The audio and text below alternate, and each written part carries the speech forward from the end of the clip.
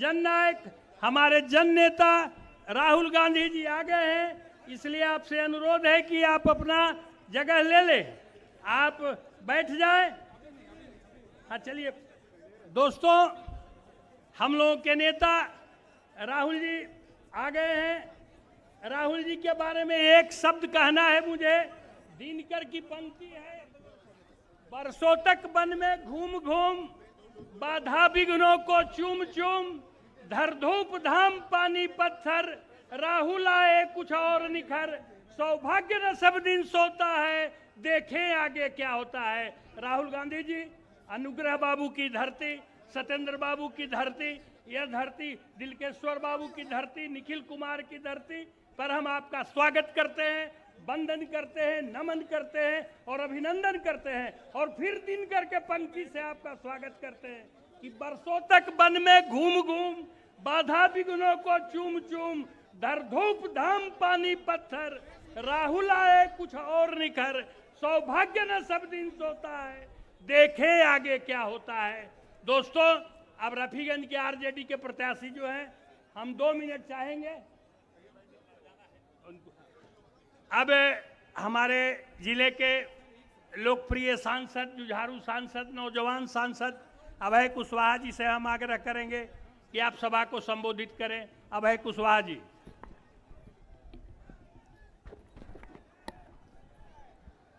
इस चुनावी महापर्व के अवसर पर सभा को संबोधित करने के लिए आए हुए हमारे देश की आवाज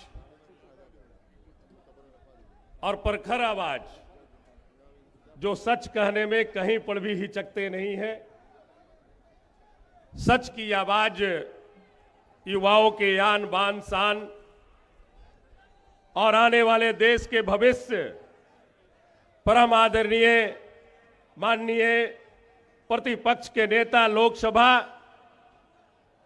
हम औरंगाबाद की इस ऐतिहासिक धरती पर माननीय राहुल गांधी जी का हार्दिक स्वागत, वंदन, अभिनंदन करते हैं। हम चाहेंगे आप तमाम लोग तालियों की गड़गड़ाहट के साथ माननीय नेता का स्वागत करें। साथियों, मंचासीन औरंगाबाद के प्रत्याशी, महागठबंधन से कांग्रेस पार्टी के भाई आनंद शंकर जी, कुटुंबा के प्रत्याशी और कांग्रेस पार्टी के प्रदेश के अध्यक्ष आदरणीय राजेश राम जी और रफीगंज के प्रत्याशी महागठबंधन समर्थित राष्ट्रीय जनता दल से डॉक्टर गुलाम साहिब जी, अलावरू साहब और मंचासीन सभी सम्मानित महागठबंधन परिवार के सभी सम्मानित नेतागण, आप इस महती जनसभा में उपस्थित मतदाता मालिकगण, आप सभी लोगों को अभय कुशवाहा नमस्कार, प्रणाम, आदाब, सलाम,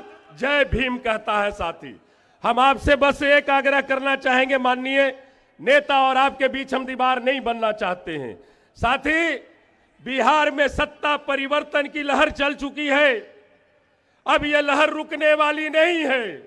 यह लहर बिहार में ही नहीं बल्कि हमारे औरंगाबाद जिला में भी यह लहर करंट की तरह चल चुकी है। साथी, हम आपसे बस एक ही आग्रह करेंगे, महागठबंधन के सम्मानित नेता राहुल गांधी जी, महागठबंधन के और बिहार के भविष्य परम आदरणीय तेजस्वी प्रसाद यादव जी ने आज तक बिहार की सरजमी पे जो भी बातें कही, उसे सरजमी पे उतारने का काम किया है। साथी, इसलिए इस बार आपको महागठबंधन का वोट इसलिए देना है कि बिहार से बेरोजगारी को दूर भगाना है। आपको महागठबंधन को वोट इसलिए देना है कि बिहार में पलायन रोकना है और कल कारखाने लगाना है। साथी, बिहार में आपको महागठबंधन का वोट इसलिए देना है कि ये जो भ्रष्ट अफसरशाही चरम सीमा पर है, ये भ्रष्ट अफसरशाही को समाप्त करना है और एक युवा सरकार बना करके, गरीब गुरुओं की सरकार, शोषित वंचितों की सरकार बना करके महागठबंधन की हाथ को मजबूत करना है। साथी, आप जानते हैं हमारे नेता ने इसके पहले महागठबंधन की 17 महीने की सरकार बनी थी। मैं ज्यादा डीप में नहीं जाऊंगा। 17 महीने की सरकार बनी, 17 महीने की सरकार में तेजस्वी प्रसाद यादव जी ने और महागठबंधन ने, राहुल गांधी जी ने जो वादा किया था 2020 में कि हमारी अगर सरकार बनेगी तो 10 लाख लोगों को हम नौकरी देंगे।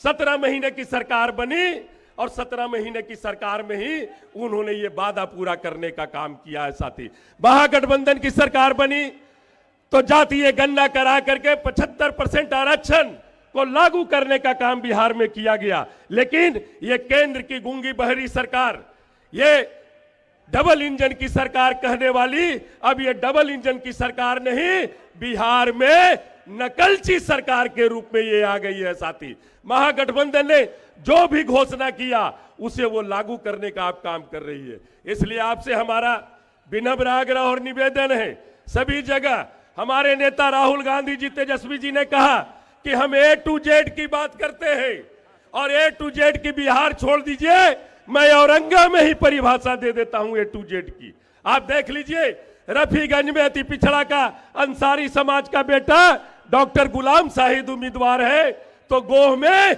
अमरेंद्र कुशवाहा उम्मीदवार है।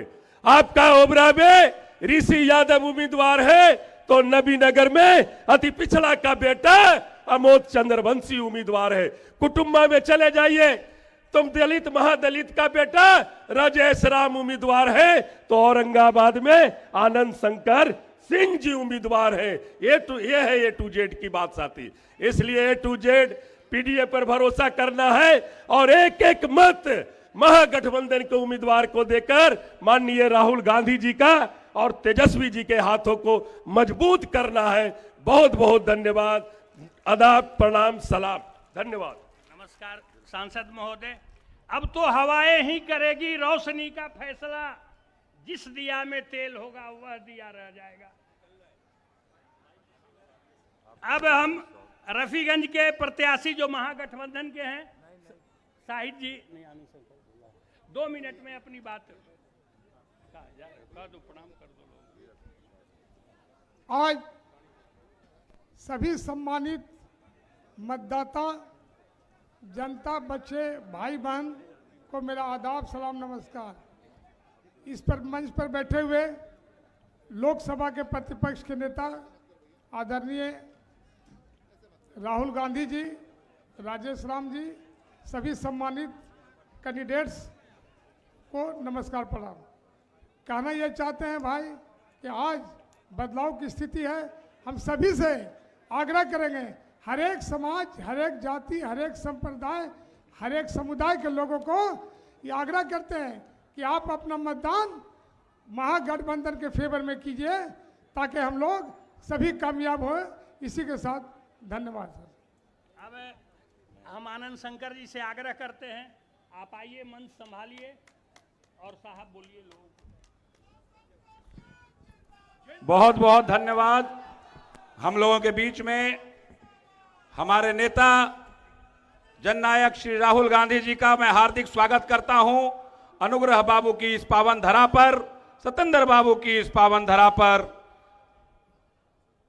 मैं आप लोगों के बीच में औरंगाबाद विधानसभा से प्रत्याशी के रूप में पार्टी ने जो मुझे नवाजा, इसके लिए मैं राहुल जी का शुक्रिया अदा करना चाहता हूं। आप सभी लोग वाकिफ हैं कि किस तरीके से संविधान को बचाने के लिए, लोकतंत्र को बचाने के लिए अकेले श्री राहुल गांधी जी पूरे देश में घूम घूम कर, यात्रा करके लोगों को जागरूक करने का काम किए हैं।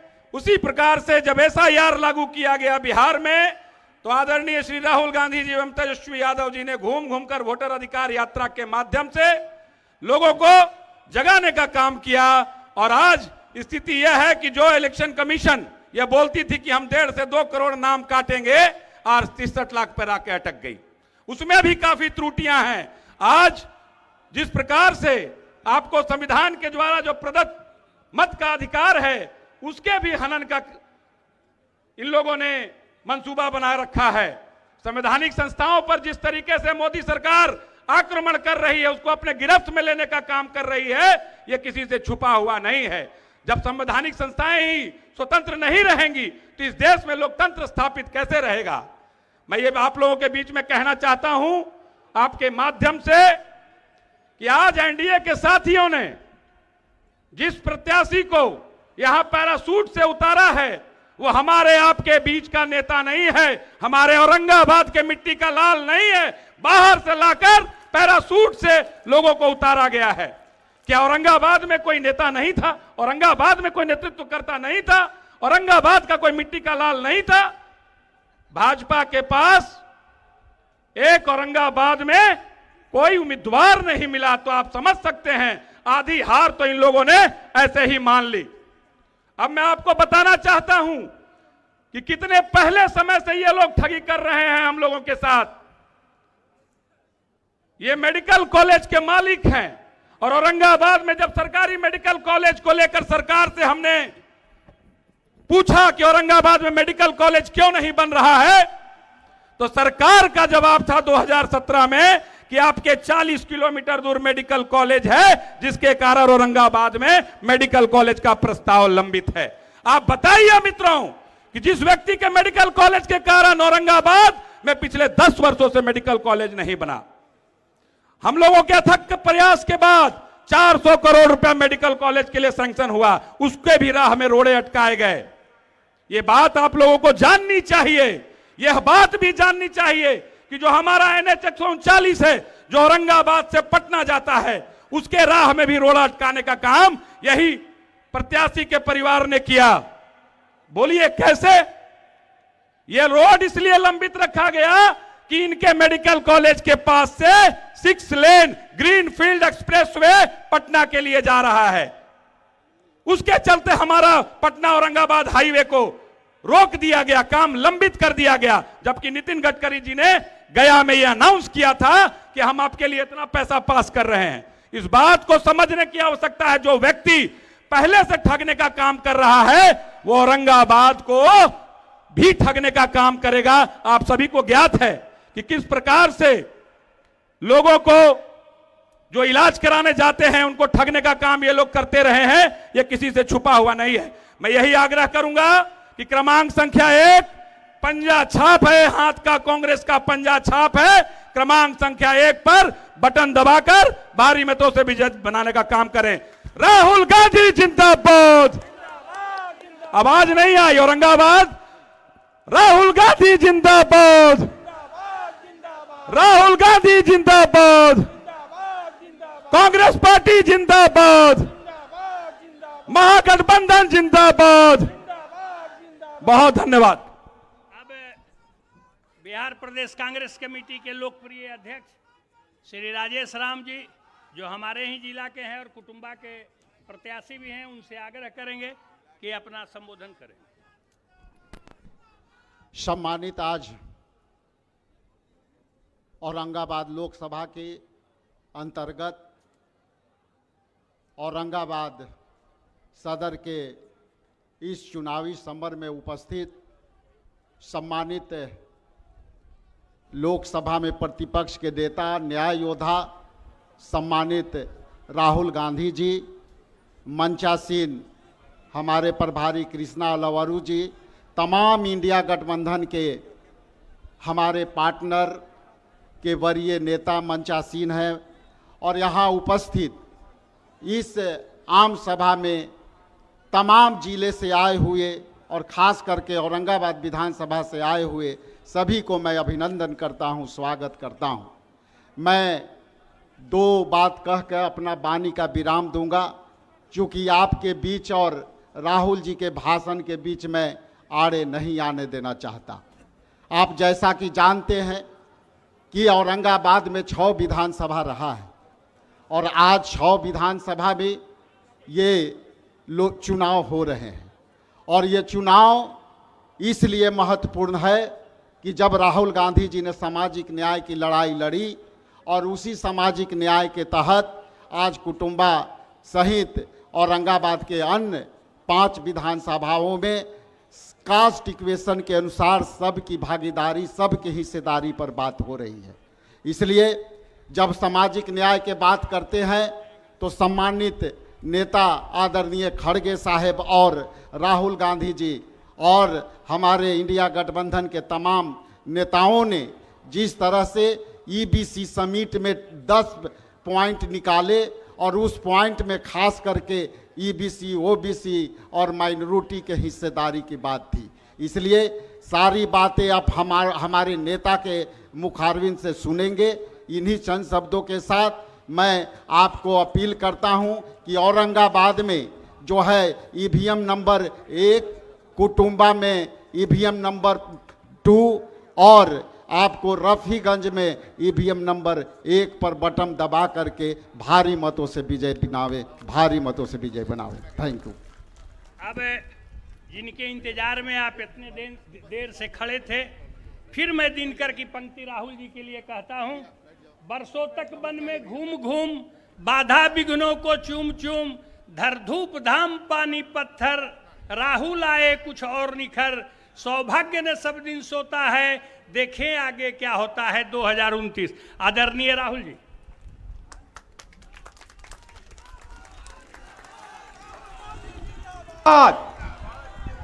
राहुल गांधी जिंदाबाद।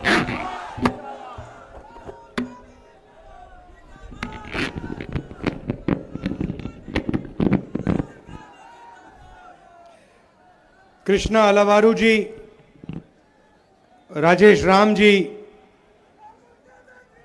हमारे कैंडिडेट आनंद शंकर सिंह जी,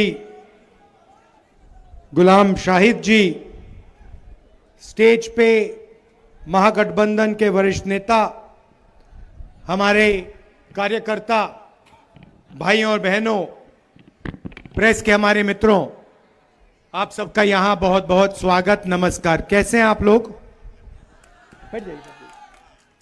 मूड कैसा है आपका? बढ़िया है। नीतीश जी को हटाने का प्लान है आपका? काम जारी है, चल रहा है।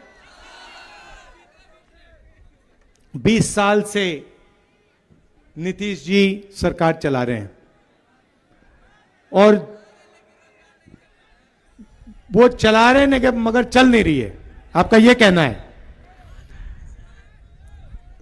तो मेरा एक सवाल है, और ये जो यहां युवा बैठे हैं, जो यूथ बैठे हैं, इनसे सवाल है। मैं हिंदुस्तान के हर प्रदेश में जाता हूं, कर्नाटक, तेलंगाना, आंध्रा, अरुणाचल, असम, जम्मू कश्मीर, लद्दाख, सब जगह जाता हूं और जहां भी मैं जाता हूं मुझे बिहार के युवा दिखाई देते। और आप मेहनत करते हो। लद्दाख में बर्फ में सड़क बन रही थी, कौन बना रहा था? बिहार के लोग। सूरत में डायमंड कटिंग होती है, कपड़ा बनता है, कौन बनाता है? आप लोग बनाते हो, मजदूरी आप करते हो। बड़ी बड़ी इमारतें बनती हैं, इंफ्रास्ट्रक्चर बनता है, पुल बनते हैं, टनल बनती है, कौन बनाता है? बिहार के युवा बनाते हैं। आपको नीतीश जी ने देश का मजदूर बना दिया है। जहां भी आप जाते हो, जहां भी आप जाते हो, आप मजदूरी करते हो। ऐसा भविष्य आप चाहते हो? क्या बिहार का युवा चाहता है कि वो अपनी जिंदगी मजदूरी करते हुए बिता दे? यहां पे एक समय हुआ करता था बिहार में, जब दुनिया की सबसे बेहतरीन यूनिवर्सिटी नालंदा यूनिवर्सिटी यहां थी।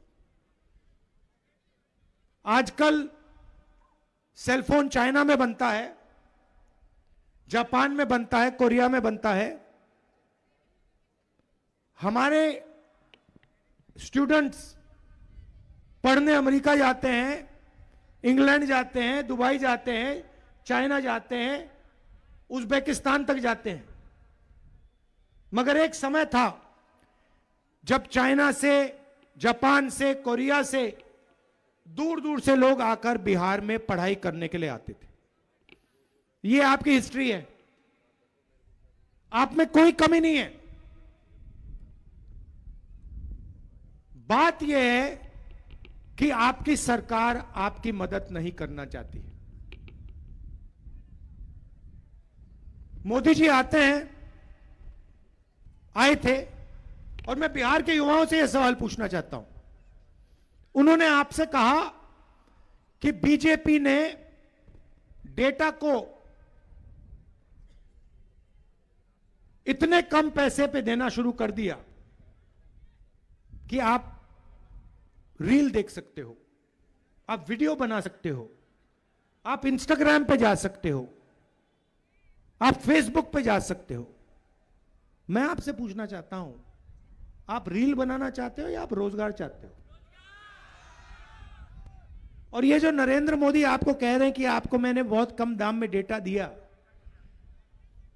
ये पैसा किसको जा रहा है? ये जियो को जा रहा है, रिलायंस को जा रहा है। जैसे ही आपने रील देखी, वीडियो बनाया, वीडियो भेजा, डेटा का प्रयोग किया, पैसा अदानी और अंबानी के जेब में गया। तो प्रधानमंत्री आके आपसे यह कह रहे हैं कि मैंने डेटा इतना कम दाम पे आपको दिलवा दिया, आपको मेरा धन्यवाद करना चाहिए। और ये कर क्यों रहा है मैं आपको बताता हूं। क्योंकि आप 24 घंटा रील बनाओ, इंस्टाग्राम देखो, फेसबुक देखो, और जो सच्चे सवाल हैं, रोजगार का सवाल, पेपर लीक का सवाल, शिक्षा का सवाल, यूनिवर्सिटी कॉलेज का सवाल, स्वास्थ्य का सवाल, यह सवाल मत पूछो। तो एक प्रकार से बिहार के युवाओं को एक नया नशा दिया जा रहा है। जैसे ड्रग्स होते हैं, शराब होती है, यह 21वीं सदी का नशा है कि आप 24 घंटा रील देखते जाओ। प्रधानमंत्री को यह जवाब देना चाहिए कि बिहार के युवाओं को रोजगार कब मिलेगा। यह देना चाहिए कि पेपर लीक इस प्रदेश में कब बंद होगा। यह देना चाहिए कि यहां पे अस्पताल, अच्छे अस्पताल कब चालू होंगे। ऑल इंडिया मेडिकल इंस्टीट्यूट जाइए दिल्ली में, उसके सामने मेट्रो स्टेशन है, नीचे जाके देखिए, हर रात वहां पे 2-3 हजार लोग सोते हैं, फर्श पे सोते हैं। कहां के हैं? बिहार के हैं। मैं वहां गया, मैंने उनसे पूछा, भाई यहां क्यों आए? मुझे कहते हैं, राहुल जी, बिहार में लोग अस्पताल जीने नहीं जाते हैं, मरने जाते हैं। वहां पे इलाज नहीं होता, वहां पे ना अस्पताल है, ना पीएचसी है। इलाज कराना है तो हमें ऑल इंडिया मेडिकल इंस्टीट्यूट में आना पड़ता है। यहां पे स्टूडेंट्स, युवा खड़े हैं, आप मेहनत करते हो।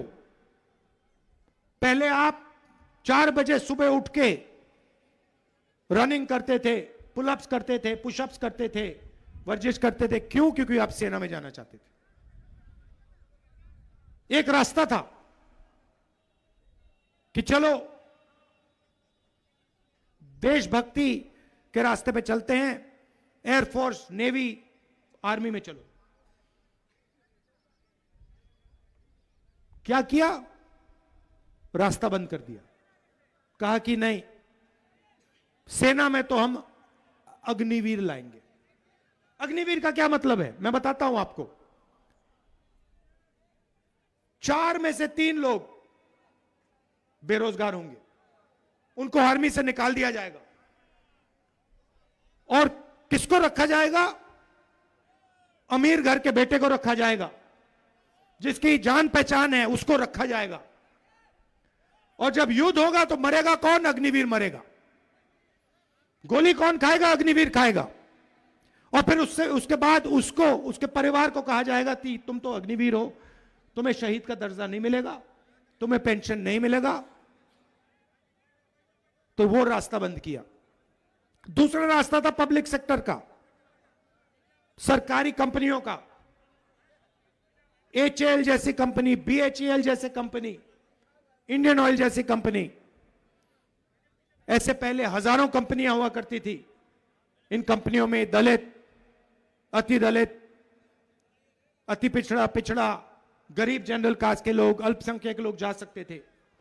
सारे के सारे प्राइवेटाइज कर दिए, सारी की सारी प्राइवेटाइज कर दी। किसको दी? अदानी अंबानी जैसे लोगों को दी। वो भी रास्ता बंद किया। और फिर अब बिहार में नया फैशन बना है, जितनी भी पढ़ाई करनी हो कर लो, पेपर के 1-2 दिन पहले पेपर लीक होगा। आपकी पढ़ाई का कोई मतलब नहीं है। अगर आपकी जान पहचान नहीं है, आपके जेब में लाखों रुपए नहीं है, तो पढ़ाई करने का कोई मतलब नहीं है। अगर आप अमीर हो, अगर आप किसी ब्यूरोक्रेट के बेटे हो, जान पहचान है, तो कोई पढ़ने की जरूरत नहीं है। पेपर आपको मिल जाएगा, आप सीधे सरकार की नौकरी पा पाओगे। ऐसा बिहार में नहीं चाहिए। 2 हिंदुस्तान बना रखे हैं, एक अरबपतियों का, सूट बूट वालों का, उनसे मोदी जी गले लगते रहते हैं 24 घंटा, उनकी शादियों में जाते हैं, उनके साथ डांस गाना होता है। आपने कभी नरेंद्र मोदी को किसान से गले लगते हुए देखा है? कभी देखा है? छूते हुए देखा है किसान को? किसी मजदूर को छूते हुए देखा है नरेंद्र मोदी को? नहीं। और फिर अभी पूरा ड्रामा कर रहे थे छठ पूजा का। पूरे देश को बताया मैं यमुना में जाके स्नान करूंगा, नहाऊंगा। आपने देखा? वहां पे पीछे से पाइप लगा रखा था, साफ पानी नरेंद्र मोदी के नहाने के लिए लगाया गया था। देखा ना आपने? प्रधानमंत्री को नहाना है तो साफ पानी लाएंगे, यमुना के गंद में नरेंद्र मोदी जी नहीं जाएंगे, आम जनता जाएगी। वो पानी उनको पीना पड़ेगा, मर जाए तब भी पीना पड़ेगा, मगर नरेंद्र मोदी के लिए स्पेशल तालाब बनाया जाएगा। और फिर वो बिहार के लिए ड्रामा करेगा, आएगा, उसमें नहाएगा। हमारे मीडिया के जो मित्र हैं पाइप नहीं दिखाएंगे, वो गलती से किसी ने पाइप दिखा दिया, नरेंद्र मोदी कहते मैं नहीं नहाऊंगा। अब तो सच्चाई बाहर आ गई। तो ये चल रहा है। अब बिहार के लोगों को लगता है कि नीतीश जी की सरकार है। नीतीश जी का कुछ लेना देना नहीं है। जैसे टीवी पे आप चैनल बदलते हो ना, ठक ठक ठक ठक चैनल बदलते हो ना, वैसे नीतीश जी का चैनल बदलते हैं मोदी जी, शाह जी। बटन दबाते हैं, खट जो चाहिए नीतीश जी करते हैं। हमने एक निर्णय लिया है जो अभी भाषण में बोला गया, हमारी सरकार बनेगी, गठबंधन की बनेगी, तो किसी एक जात की नहीं होगी, किसी एक धर्म की सरकार नहीं होगी। बिहार की, बिहार के युवाओं की, बिहार के किसानों की, बिहार की मजदूरों की सरकार होगी। मैं आपको यह गारंटी देता हूं, महागठबंधन आपको यह गारंटी देता है कि इस सरकार में अति पिछड़ों की आवाज होगी। हमने अति पिछड़ों के लिए स्पेशल मैनिफेस्टो बनाया, उनको रोजगार दिलवाने के लिए, उनकी रक्षा करने के लिए, आरक्षण के लिए। पिछड़ों की सरकार होगी, दलितों की सरकार होगी, अति दलितों की सरकार होगी, माइनॉरिटीज की सरकार होगी, और गरीब जनरल कास्ट की भी आवाज इस सरकार में होगी। ये मैं आपको गारंटी दे रहा हूं।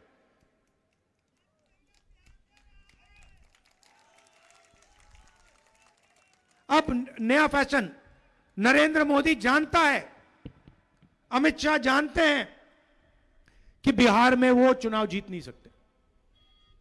एक ही तरीका है जीतने का, वोट चोरी। वोट चोर गद्दी छोड़।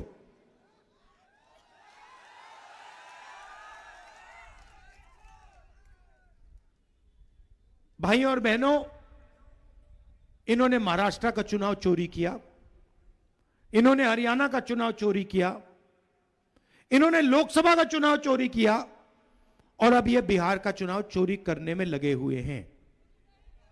मगर बिहार की जनता होशियार है, बिहार की जनता से कोई चोरी नहीं कर सकता भैया। बिहार के जो युवा हैं वो जानते हैं कि वोट चोरी अंबेडकर जी के संविधान पर आक्रमण है, जानते हैं कि वोट चोरी का मतलब दलितों का अधिकार, अति पिछड़ों का अधिकार, पिछड़ों का अधिकार, ये सब खत्म हो जाएंगे। देश के लोग जानते हैं कि अगर संविधान नहीं बचा तो देश में सिर्फ नरेंद्र मोदी और अदानी और अंबानी बचेंगे और कोई नहीं बचेगा। आपकी जमीन चली जाएगी, रोजगार नहीं मिलेगा, चाइना का माल यहां बिकेगा, अदानी अंबानी को फायदा होगा, चाइना के युवाओं को फायदा होगा, आपका नुकसान होगा। हम चाहते हैं कि बिहार में एक बार फिर रोजगार आए, इंडस्ट्री लगे, फैक्ट्रियां लगे, बैंक के दरवाजे बिहार के युवाओं के लिए खुले, सिर्फ अदानी अंबानी के लिए नहीं। उनका लाखों करोड़ रुपए कर्जा माफ हो जाता है। बिहार के किसान का कर्जा माफ किया इन्होंने कभी? ले लेता है। तो बीमा योजना लाए हैं, चोरी करने का नया तरीका, किसान से पैसा लेकर प्राइवेट कंपनी को देने का तरीका। हां, ये देखा ना, ये आई बात, ये आई सच्चाई। पैसा बहुत है ना नरेंद्र मोदी जी के पास, अदानी के पास, अंबानी के पास। तो हमने निर्णय लिया है, हमारी कोशिश है कि देखिए ये सेलफोन के पीछे मेड इन चाइना लिखा है। मैं चाहता हूं कि एक ऐसा दिन आए जब इस सेलफोन के पीछे मेड इन बिहार लिखा हो और चाइना के युवाओं को पता लगे कि बिहार जैसी एक जगह है जहां पे सेलफोन बनता है, कैमरा बनता है, गाड़ियां बनती हैं, हवाई जहाज बनते हैं और बिहार के युवाओं को रोजगार मिलता है। और एक गारंटी तो मैं आपको दे रहा हूं, महागठबंधन यहां पे आपकी शिक्षा की मदद करेगा, मगर मैं एक पर्सनल गारंटी आपको दे रहा हूं, जिस दिन हिंदुस्तान में इंडिया गठबंधन की सरकार आई, आप लिख लो, उस दिन दुनिया की सबसे बेहतरीन यूनिवर्सिटी फिर से नालंदा यूनिवर्सिटी जैसी यूनिवर्सिटी बिहार में हम बनाएंगे।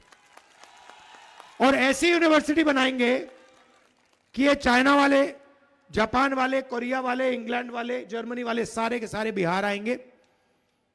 लाइन लगेगी, भैया हमें बिहार में शिक्षा चाहिए, बिहार की जो सबसे दुनिया की सबसे बेहतरीन यूनिवर्सिटी है उसमें हम पढ़ना चाहते हैं। यह हमारा विजन है, सबको लेकर हम चलना चाहते हैं। रोजगार, स्वास्थ्य और शिक्षा की बात करना चाहते हैं। जैसे मैंने यात्रा में कहा